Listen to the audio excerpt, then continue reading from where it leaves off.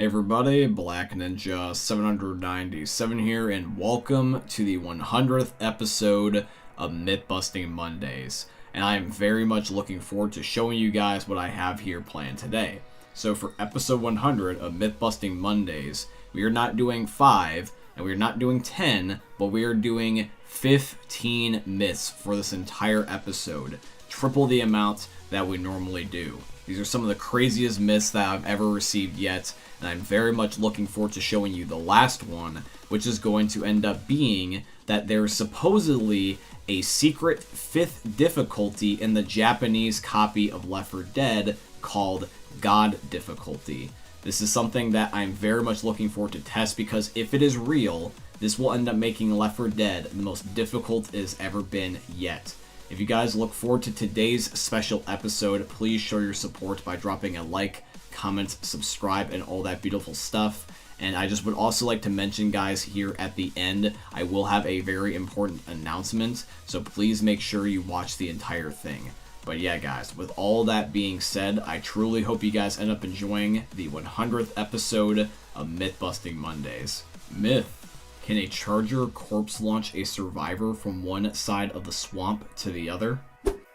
Alrighty guys, so for the very first myth of episode 100, this is submitted in by Zaku. So me, Dan, Tyler, and Nitwit are all going to end up being at the dock here that's right next to the ferry, and just have chargers repeatedly hit us. And as you guys can see, we launch pretty damn far, but we're not quite getting across to where we can end up getting onto the other side of the swamp. It seems we only can get about halfway at most, which for all things considered is still really well. It's extremely far, but it's not enough to save our lives because we inevitably will still drown. So this myth for the episode is going to end up being busted. However though, it was still really fun to test. Myth: can you kill common zombies that are lined up by a single sniper shot? Alrighty guys, myth 2 is submitted in by Zoe. Now essentially Zoe is asking if you can get sniper rifle collateral kills, which the short answer is yes you can. As long as these zombies are aligned, you can end up being able to get collateral kills. I just recommend that you aim at the upper mass and try not to hit any of the ligaments. Alrighty guys, so that means that the second myth of episode 100 is going to be confirmed. You can indeed get lined up zombie kills with sniper rifles, or in other words, get sniper collaterals. Myth: can you call in multiple Jeffs if more than one cleaner has a whistle and back for blood? Alrighty guys, myth number 3 of episode 100 is going to be submitted in by Ace of Spades, and this is going to be one of our first back for blood myths in a very long time. So Ace, thank you for giving me an excuse to play this game again. So when it comes to your myth, Ace, this one is very interesting. I like the fact that you brought up something from the final DLC, because this really didn't get talked about towards the end of Back 4 Blood's life cycle. So let's talk about the whistle. So for those of you guys that need a quick reminder, towards the end of Back 4 Blood's life cycle, they added in a character called Tala. If somebody is playing as Tala in your game, there is now a chance that a whistle will spawn in and randomly drop around the map. Now this whistle anybody can pick up, and if you use it, you can summon in a friendly tall boy named Jeff. Jeff basically goes around as your little AI protector buddy, and you can use him whenever the whistle is recharged. Now I'd like to show you via this picture right here that talks about Jeff's whistle in detail.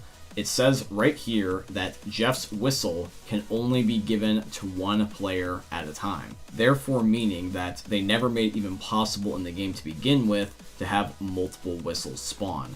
So automatically the third myth is going to be busted. However though, I do appreciate the fact that you sent this my way, Ace, and I appreciate you for giving me an excuse to play Back 4 Blood again. Myth: can survivors escape a campaign with a special infected in the rescue vehicle? Alrighty guys, myth 4 of episode 100 is submitted in by Tyler. So we are going to be spawning in a smoker in the truck on Crash Course and just seeing if we can escape. And it's as simple as that. Now other than the special infected sometimes occasionally hitting us, and plus also the fact that we are keeping him still with console commands, you actually can escape. You just have to have the circumstances align. So if you were trying to do this in a normal game, you would have to try to make it so that way the smoker or whatever special infected's in there does not kill you.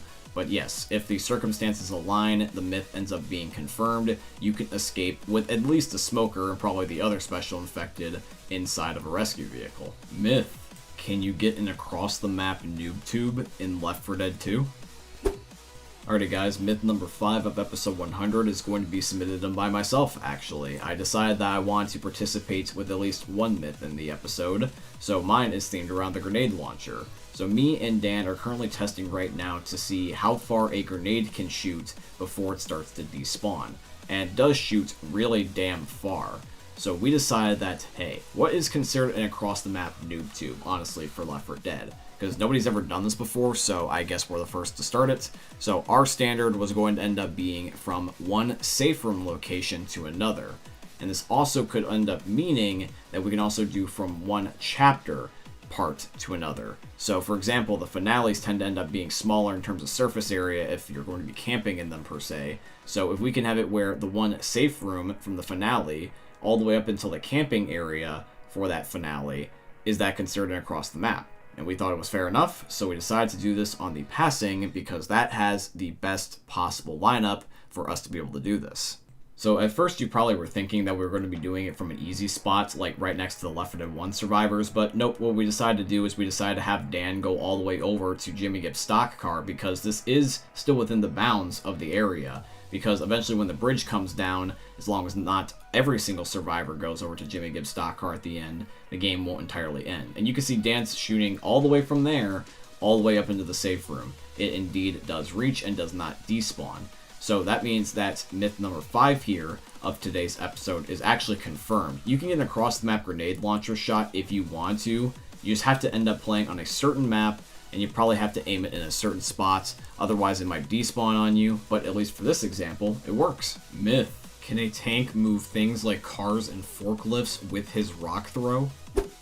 Alrighty guys, so myth 6 of episode 100 is going to be submitted in by Dan. So Dan is playing as a tank here, and the first thing we're going to be trying this on is a forklift, and as you guys can see when Dan throws his rock at the forklift, it does indeed move. Now the interesting thing is that unlike the forklift, if we try to do this with a car, even though it moves, it's a lot more subtle, and you really have to look for it. But both of them do indeed work, which means that Dan's myth is confirmed. You can move cars and forklifts with tank rocks, it's just that the forklift is going to be more significant. Myth: can you blow up a tank on the bridge in the parish finale? Alrighty guys, myth number 7 of episode 100 is submitted in by Vader. So what we're going to do is we're going to spawn in some tanks on the bridge of the parish finale in the area that we would end up seeing where the cutscene takes place as the helicopter takes off. So that way it's quite obvious if the tanks end up dying, and then we are going to end up seeing what happens. Will the tanks live, or will they just be blown up into shreds? Alrighty, so here comes the cutscene in just a second here, and as you guys can see the tanks are right there if I zoom in on them. But despite the ones that are already in the water, because those were from a prior test, these ones that we put on the bridge specifically, they don't die. They just float, which doesn't make any sense. So the myth, believe it or not, is busted. Apparently the tanks are just invincible to this cutscene because it's not an actual explosion like I thought it was. So that's interesting. The tanks never end up dying from the bridge explosion. Good job, military. That was a wasted nuke. Myth: can you trigger a bear trap with a gas can in Back 4 Blood? Alrighty guys, myth number 8 of episode 100 is going to be submitted in by Nitwit. So we are in a room here where there's going to end up being an enemy bear trap specifically, because we cannot do this with a friendly bear trap, and there's also a jerry can right next to it. Shortly after I kill all these zombies, I will throw a jerry can directly in the middle of the bear trap and see if it's a way that we can outsmart the cultists. Alrighty, so here's the jerry can versus the bear trap, and when it looks like I initially throw it, nothing ends up happening. In fact, you know what, just in case, because there might be somebody that might ask, I also am going to place down some friendly bear traps and test those too, just in case that for whatever reason that those end up being set off. So the enemy bear trap is going to be the one that I'm currently throwing it at right now, whereas the friendly ones are going to be the ones that are behind it. The friendly ones behind it don't seem to be having any different effect either. So it looks like that the bear traps, friendly and non-friendly in Back 4 Blood, are only triggered by enemies, or end up being something like bullets or melee weapons. But just a random object that's just being flung at it, that doesn't affect it. So this myth is busted. You cannot set off a bear trap with a jerry can, but it would have been really nice because then I wouldn't have to scream my ass off every time I get hit by a bear trap. Myth: can you escape the dead center finale without standing on the car pad? Alrighty guys, myth number 9 of episode 100 is also going to be submitted in by Ace of Spades. So the best way we can test this is with a bot, so we're going to down Rochelle just outside of the barrier that technically is going to be considered the car pad. You can see the blue outline of the car pad and the yellow outline of Rochelle's body, and they're not touching. So now all the rest of us are going to get inside Jimmy Gibbs' stock car. You can see Rochelle didn't make it, and as the cutscene is taking place, will Rochelle be in the death credits, or will the game technically just teleport her and just say that she lived because she was so close? And according to the credits, it says that Rochelle passed away, which means that this myth is busted. You cannot escape if you are not in the car pad, even if it's by a few inches. Alrighty guys, now for the 10th myth of episode 100, this is going to need some context. For the first time ever, we are going back and retrying an old myth that we have tested.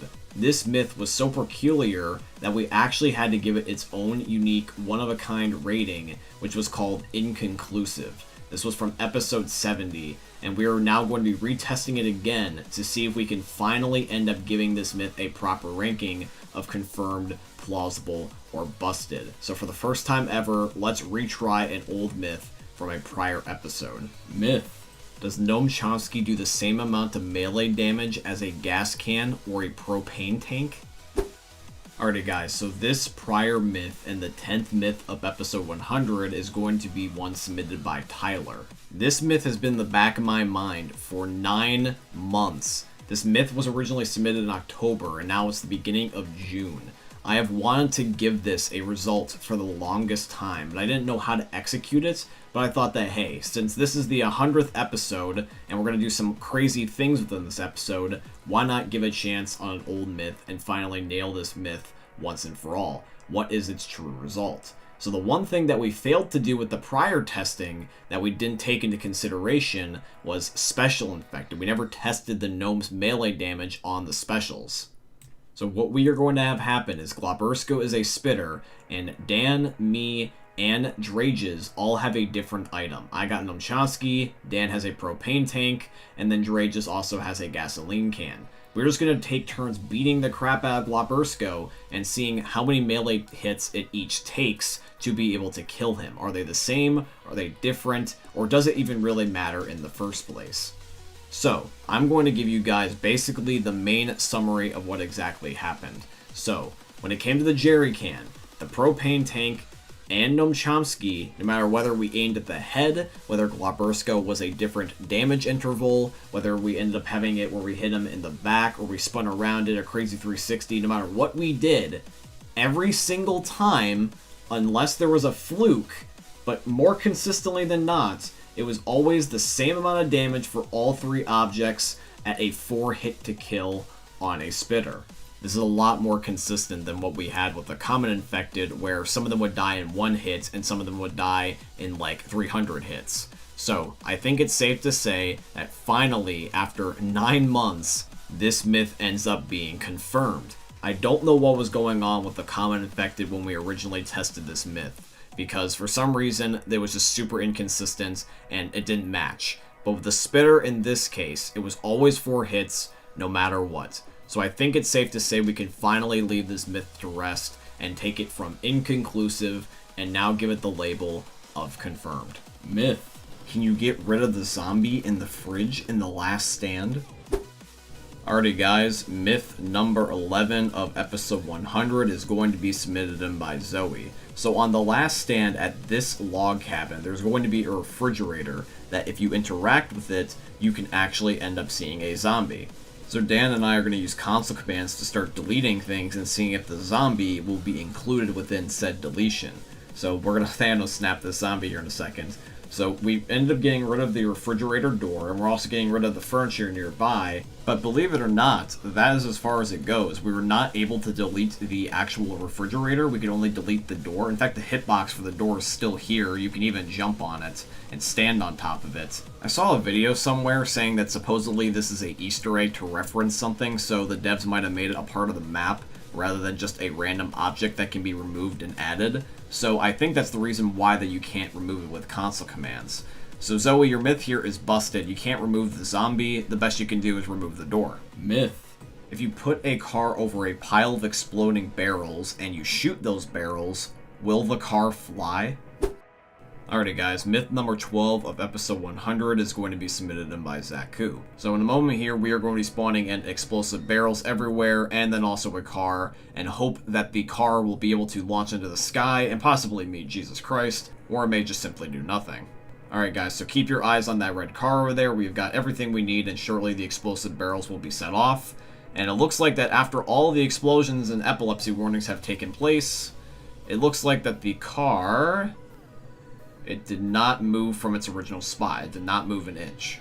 And you want to know what's funny? Just out of curiosity, we tried propane tanks for this, and it worked. The car just flew straight off of the waterfall, just with no problem. So Zaku, technically your myth is only possible with propane tanks, not explosive barrels, but since you used explosive barrels in your myth, I have to label it as busted. But the good news is, though, you can still get your chaos as much as you wish. Myth.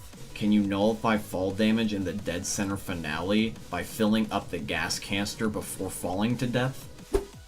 Alrighty guys, so myth number 13 of episode 100 is going to be submitted in by Nitwit. So we're just going to be activating no clip and then just falling to our deaths with a jerry can or a gas can in our hands and seeing if the animation of filling up Jimmy Gibbs' stock car is enough to be able to stall the falling damage so that way we don't end up dying. Now I know I have God mode in this clip, but I'm falling way too fast for me to survive with God mode off. So instead of just having me being revived over and over and over again, I'm just showing you guys what would be implied is that I am falling way too fast to live. The gas can does not trigger any animation when I'm in the air. I have to be on the ground to do it.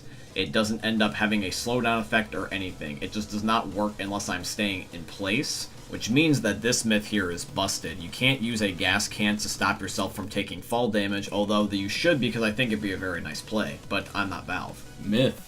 Can a smoker grab a survivor jumping off the map and stop them from dying with its tongue?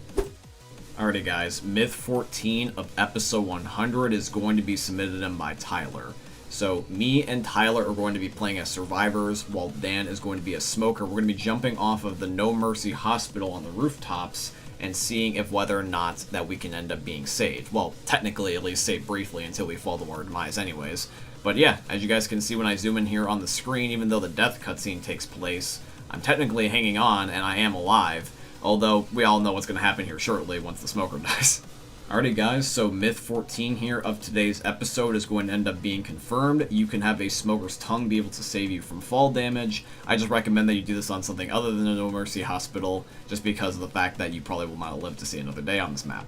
Alrighty guys, it is now time for the final myth of episode 100 of Left 4 Dead 2 Myth Busting Mondays. So once again, the final myth is going to be, can you access a God difficulty in the Japanese copy of Left 4 Dead 2? I have never heard about this until recently, and I really am curious to see if we can still play it after all these years, or if it's been discontinued along with the services of the Japanese copy of Left 4 Dead. So let's load up Japanese Left 4 Dead 2 right now, fart around with the console commands and figure exactly what we need to do to supposedly unlock this 5th difficulty game mode. Myth. Can you access a God difficulty in Japanese Left 4 Dead 2? Alrighty guys, so the final myth of episode 100 is actually going to be one as a collaboration between all the Mythbusters for the Mythbusting team. So this includes myself, Glabursko, Dan, Tyler, Drages, Nitwit, and also Vader. We all just thought that this would be really cool to include at least one Japanese Left 4 Dead myth in this big epic episode, because we have never done one within the series thus far. Now I need to give you guys some context for this myth to truly understand exactly what it is that we're talking about here. So, when it comes to the Japanese copy of Left 4 Dead, they actually had limited time events back in the day, and one of them was actually for a God difficulty. I found this out from a YouTuber who is very underrated. You should definitely check him out. His name is Punchy, and he basically did an entire documentary or video essay about the Japanese copy of the game, and he basically ended up looking in the files himself in order to end up seeing if whether or not you could access this God difficulty. So I'm going to actually play a snippet from his video just to give you guys some context, and then I'm going to try this actually myself. Release. In fact, of the 8 events that were ran, 5 correlated to PC mutations or game modes, basically 1-to-1 as far as I could tell. These events were the regular survival mode, Noppoto Futoccio, translation Beanpoles and Fatties, which was the flu season mutation. Trigger Happy was Gibfest. High Hard 8 was, well, Hard 8. The three events that don't seem to correspond to any base game mode is Grenade Festival, which gave every player an infinite grenade launcher, Molotov Festival, which gave every player infinite Molotov cocktails, although for some reason they locked the map to Swamp Fever, which seems like the second worst campaign to lock an event like that too.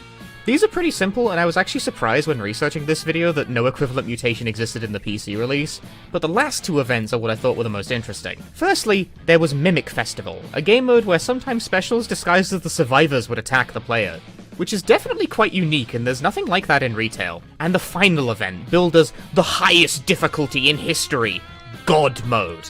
Yes, that's right! One of these events was an entirely new difficulty mode above Expert. But sadly, with the Nessica servers discontinued, there's no longer any way to play any of these unique game modes offline. Or so I thought. Because it turns out that in the operator menu for the cabinet, many of these events can still be enabled for in-store play, including this God difficulty. Mimic Festival for some reason is not in the operator menu, which is a shame. No idea why. But unfortunately, we are so close and yet so far, because when I actually tried to boot into a game of God difficulty, the game simply informs me that it can't find a room or make one and kicks me back out to the main menu. I tried a variety of things to access this difficulty. I tried forcing it via console commands by either changing the difficulty or calling it as a mutation, but without knowing what these would have been called in the code, I was unable to get this going, which is so frustrating. It's definitely in here, and there's almost certainly a way to make it playable, but alas, while I may speak the Japanese language, I am not much for the language of computers. So now with the context, let's try to launch this game mode ourselves. So I'm going to go into the console commands and just say anything with God in it, just to see if I can maybe trigger a prompt that would end up offering the God mode to boot. I tried SV_cheats, I tried God mode, I tried God difficulty, I tried anything with the word God in the sentence, but I couldn't get this mode to launch. I mean, Punchy probably got closer than I did, just given the fact that he speaks Japanese like he says in the video, whereas I don't speak Japanese at all. I want to, but I'm not there yet. So I actually can't get nearly as far as he did. But you guys saw in the video, he had it in the corner over there, so he was definitely getting close. So the game mode does exist. It is in the game files. But the way that the myth is I want to know is if you can access this. So, in terms of accessing the game mode, it's definitely at least plausible, because it's not entirely gone. It's not like it was discontinued with the services. It's still in the files somewhere, so if somebody speaks the Japanese language and is dedicated enough and is a fan of this copy of the game, then there very well could be the possibility that we can play this game mode again one day. So I encourage anybody out there that's watching this video, is that if you have any interest in playing this game mode in the future, ask around, see if anybody knows about this copy of the game, knows Japanese and stuff like that, and maybe very well one day we can play God mode difficulty in Left 4 Dead 2.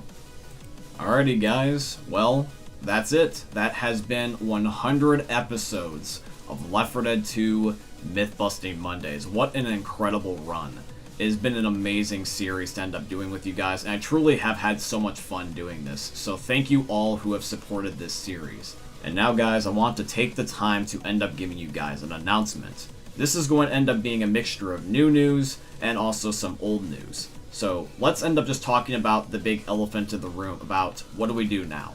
So for those of you guys that didn't see one of my prior update videos, I basically talked about the future of my channel and what I want to do going forward with my content. And for those of you guys that have only watched my Left 4 Dead videos and have not seen that, I would like to take the time to reiterate a very critical point from that video, which is going to be is that after this last Left 4 Dead video here, I am taking a break from Left 4 Dead 2. I have played this game for the last 3 years and made incredible videos and done basically everything. I have every achievement in the game now. I have played every single game mode, done every possible challenge, mod, myth, theory about the storyline. Everything that I can think of has been done, and I need to end up taking a break and a refresher because I refuse to make bad content. I don't want to just keep doing this because it's successful. I want to end it on a high note, which I think is the most appropriate time is now. I'm not saying that I will never make Left 4 Dead content again. I'm just simply needing to take a break because I rather would end up making good Left 4 Dead videos than bad Left 4 Dead videos.